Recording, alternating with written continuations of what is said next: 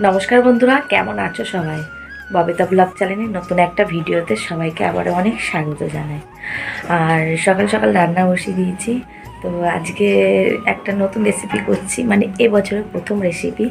তো আমি ওখানে সেদ্ধ বসিয়ে এসেছি রান্নাঘরে, আর এখন ঘরে এসেছি ওষুধ খেতে। তো সকালবেলা গ্যাসের ওষুধ খেয়েছি, আর খেয়ে চলো এখন দেখি কতটা সেদ্ধ হয়েছে। চলো তোমাদের সঙ্গে শেয়ার করছি। তো আগের দিন বৃহস্পতিবারে তোমাদের দাদা ভাই চিংড়ি মাছ এনে রেখেছিল, তো সেটাই আজকে কাজে লাগাবো। দেখো আজকে খাবো হচ্ছে এঁচড় চিংড়ি, মানে এবছরে আজকে ফার্স্ট খাবো। তো আর রান্না করছি এখানে আমি ভেন্ডি আর আলু দিয়ে, মানে চচ্চড়ি টাইপের করব, গামাখা গামাখা একটু ঝোল।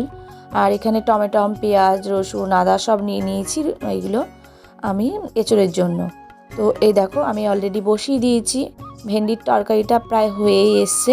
তো এবার নামিয়ে নেব। তারপরে ওদিকে আমি আবার এঁচড়গুলোকে সেদ্ধ করে নিয়েছি। এই দেখো সেদ্ধ করে একদম জল ঝরিয়ে রেখে দিয়েছি। তো অন্যদিন আমি আলুটা ভেজে দিই, কিন্তু তোমাদের দাদাভাইকে দেবো তো টিফিনে, এই কারণে আলুটাও সেদ্ধ করে নিয়েছি। মশলাটা কষিয়ে দিয়ে দিলে হয়ে যাবে। তো দেখো কড়াই নিয়ে নিয়েছি, আর এই যে কড়াইয়ে আমি তেল দিয়ে দিলাম। আর চিংড়ি মাছটা সবার ফার্স্টে আমি ভেজে রেখে দেব। তো এই দেখো তো চিংড়ি মাছটা আগের দিনই ছাড়িয়ে আমি নুন হলুদ মাখিয়ে ফ্রিজে রেখে দিয়েছিলাম। তো যার কারণে আমার একটু সুবিধা হয়, আগের দিন মাছ এনে রাখলে আমি এইভাবে করে নুন হলুদ মাখিয়ে রাখি। আর এই যে মাছগুলো আমার সমস্তটা ভাজা হয়ে গেছে। আর এই ফোড়নে আমি দিয়ে দিয়েছি দেখো জিরে, শুকনো লঙ্কা আর একটু গোটা গরম মশলা।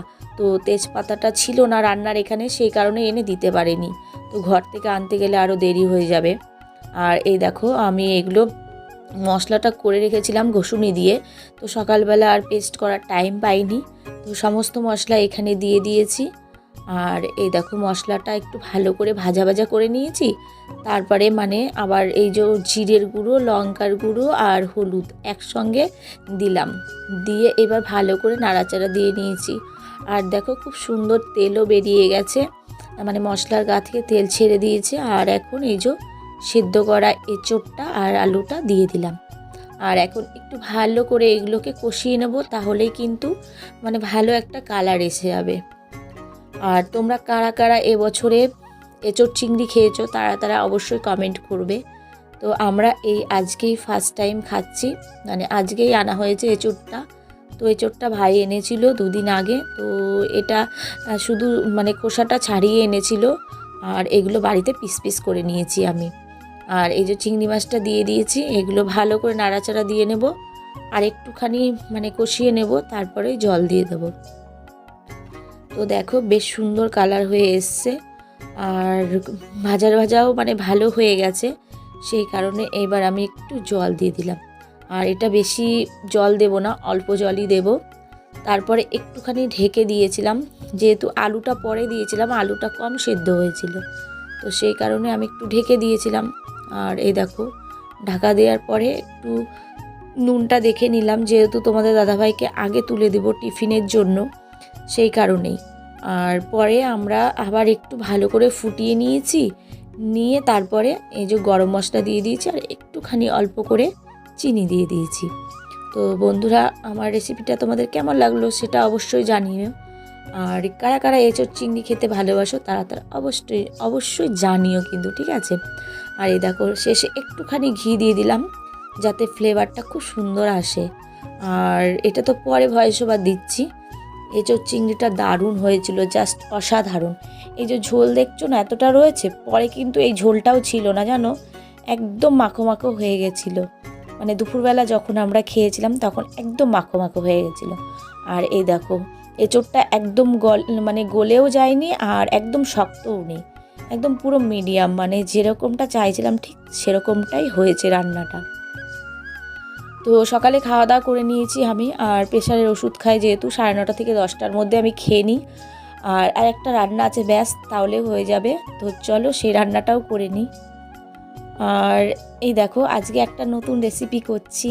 তো এটা হচ্ছে চিংড়ি মাছ আর চিংড়ি মাছের মাথাগুলো, যেগুলো আমি ফেলিনি, রেখে দিয়েছি সযত্নে। এটাকে আমি হচ্ছে বাটা করব। তো রেসিপিটা তোমাদের অন্য একদিন দিয়ে দেবো, তোমরা দেখো। দেখো বন্ধুরা আমার অনেক সোনাকে নিতে এসেছি, ও স্কুল থেকে এক্ষুনি বাড়ি আসবে। আর এই দেখো চলে এসছে। তো গাড়ি দাদু বলছে যে আর কদিন তো স্কুল নেই, মানে শুক্রবারটা স্কুল হয়ে গেল, শনিবার ছুটি, রবিবার ছুটি, আর সোমবার তো ওদের এমনিই বন্ধ থাকে। তো আবার সেই মঙ্গলবার থেকে স্কুল হবে। তো কদিন একটু রেস্ট পাবে, সকালবেলা ঘুম থেকে উঠতে হবে না, একটু বেশি করে ঘুমাতে পারবে, এই আর কি।